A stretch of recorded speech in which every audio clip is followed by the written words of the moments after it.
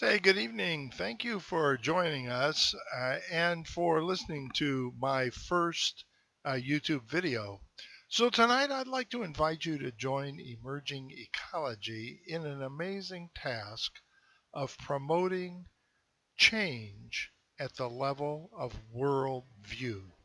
Emerging Ecology promotes a worldview for the 21st century's solutions. And we do all of our work at the level of worldview transformation. This is an exciting task, but fairly confusing. So let me explain a bit what I mean by worldview and how it can change. I was born in Michigan, raised in an all-white community, an all-white high school. I had all-white friends. For me, the world was white. But one day, my high school youth group took a trip from East Lansing, Michigan to Wadley, Alabama. And when we got through Michigan and Indiana and Kentucky, we got into Tennessee, and the bus needed to stop so we could all use the restroom. Now, I've been on many bus trips and I've used many restrooms, but never had I seen three restrooms: men, women, and colored. And I was like, what is this? Is there a race of people that can't use the same restroom as the rest of us? So that was one of those mind changing, worldview transforming experiences for me.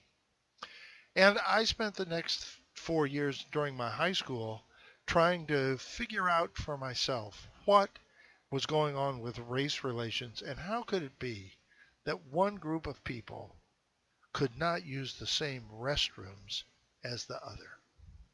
Well, I met a lot of fine black people over the next 4 years, and I came to realize that this question of racial injustice was something that I was going to pour my life into.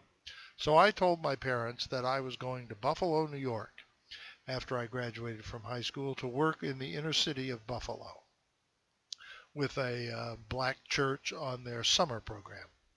My parents told me that if I went, they would disown me. They said, no college tuition, no more support. We don't think you should do this.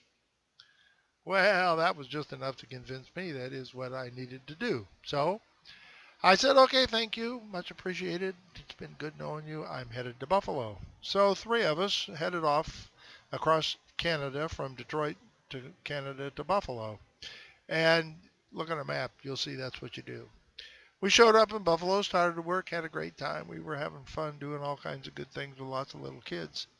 And one day I got a letter from my mother saying that she and Dad had suddenly decided that they would take their summer vacation at Niagara Falls.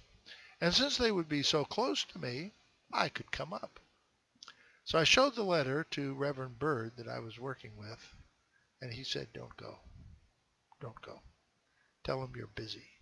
Tell them if they want to come see you, they should come see you. Don't you go. He said, if they want to come, I'll have dinner with them. I'll host them at my house. They can come. My wife will cook dinner and they can join us. So I wrote back, my dear mom and dad, glad you're going to be in Niagara Falls. It's a beautiful place, but I'm really pretty busy. I'm working hard all summer helping these children. And don't have time to come to Niagara Falls, but if you want to come down here, you can come to dinner with us. Well, they came. Now, Reverend Bird was a youngerish man, educated at Howard. His wife was a Howard graduate. He'd gone on to seminary. They'd been married for some time, had a little 3-year-old girl. And I've always thought that 3-year-old girls are the world's charm ambassadors. So Mom and Dad came over to Reverend Bird's house, sat down to a fine home-cooked meal, and the little girl started to bring her dolls to show my dad, and she brought the giraffe and the panda and the little red-headed doll and the little African American doll, and she brought her teacups, and she brought everything she had one by one. Well, she ended up sitting on Dad's lap. They were playing dolls. They were having tea. They were shouting about this. They were giggling about that. All things Mom and Dad had a wonderful time with the birds. So Mom and Dad left, glad to see I was doing something good. Of course, Reverend Bird said all good things about my work. They headed off, and I heard from them later that that was the first time they had ever met an African American family that was educated, and they were impressed. That changed their world view. Just as seeing three bathrooms had called my worldview into question, the little girl sitting on Dad's lap had called their worldview into question, and they changed. And 15 years later, when my father's company was looking for somebody to be their representative to the small businessmen, to the Black Businessmen's Association of Detroit, my dad volunteered, went to all their meetings, delivered the check, had a great time. And so these are my examples of how worldview changes action.